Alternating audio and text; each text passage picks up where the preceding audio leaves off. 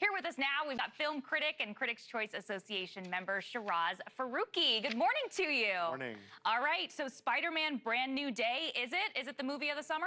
It definitely is. It's breaking box office records, and it's capturing the hearts and minds of the fans because it's rejuvenated how the fans are engaging with Spider-Man. Of course, Spider-Man is a brand in a way bigger than Marvel itself, and that's kind of proving in a way. But this film is just, again, like a breath of fresh air to the franchise. Spider-Man is a character that connects with audiences in such a special way, and I feel like this movie hits every single mark that it needs to deliver on that promise. So you've seen it.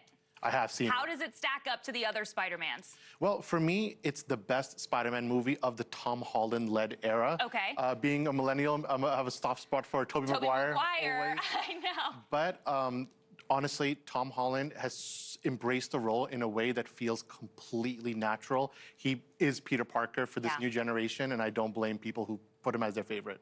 I saw the last Spider-Man, and I loved the moment of nostalgia that kind of tried to bridge the millennial viewers like you and I with the new era of Spider-Man viewers. We saw the old Spider-Mans in it. Does this movie have the same kind of nostalgia, really trying to bring all the different eras together? Well, it's definitely trying to bring homages to the original era, but it is also trying to do its own thing. I think this is a movie that stands on its own 2 feet. It's a very street-level Spider-Man movie. It's gritty, it's real, it's tangible.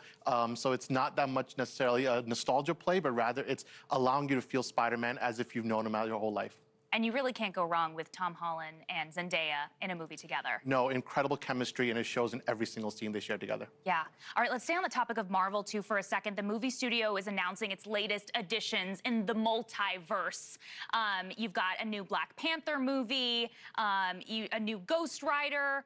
What are your thoughts on these latest movies being announced by the movie studio? Yeah, you know, Marvel is in a state of transition. They're coming into the new Avengers movie. This is a time where the studio must adapt to the new audience habits.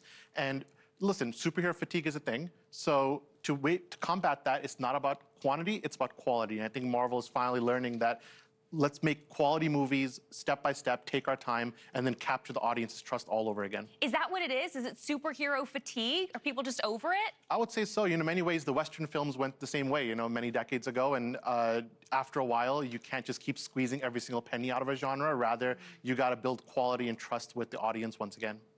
Talk to us about some of the projects, too, that have been put on hold. What are they? What's been the fan reaction to it? Yeah, I think the majority of projects that are starting to be put on hold are the Disney Plus streaming services. I think Marvel movies and shows that have been going straight to streaming is causing a little bit of dilution for the brand. So what the studio is trying to do now is focus on big event movies, focus on the theatrical experience, and focus on these big characters that everyone knows and loves. Get people back into the movie theater? 100%. Speaking of getting people to the movie theater, massive production. You've also got the Odyssey playing too. I mean, are they doing the double headers like they were doing for Barbie and Oppenheimer? Are they doing that too? Very much so. And funny enough, both movies share many casts together. Tom Holland's in both movies, Zendaya's in both movies, John Bernthal's in both movies. And listen, people don't have the money to spare for movies every single weekend anymore. So if you're going to choose a movie, it better be an event. And Christopher Nolan's The Odyssey is an event. Spider-Man is an event. And the box office is showing that. Yeah, what has been the reaction to the Odyssey, also to the different formats that you can watch it in? Yeah, audiences are getting more and more educated on the variety of ways you can watch a movie. And I think there's no bigger and hotter ticket in town right now than the IMAX 70mm screening for the Odyssey. There's people who are standing in line for hours outside the theater just to get a chance at getting a ticket. Apps are being... What is it about that version that's got people standing in line for so long? Essentially, you're seeing the complete picture that Christopher Nolan shot on film, so it's a 4:3 format. It's wide, it's bigger, and so there's only 40 theaters in all of the world that can actually show a movie in that format. So there's a sense of, I gotta be there in this moment. Once these movies are out of theaters, they don't come back for many years, so it's a be there now or lose it. And you'll never get to see it in that kind of format at home on your couch. And it's a totally different experience. It's exclusive for that format. All right. Well, man, there are movies to pick from. That is for sure. Sheraz Farooqi, thank you very much. Thanks for being here. Likewise.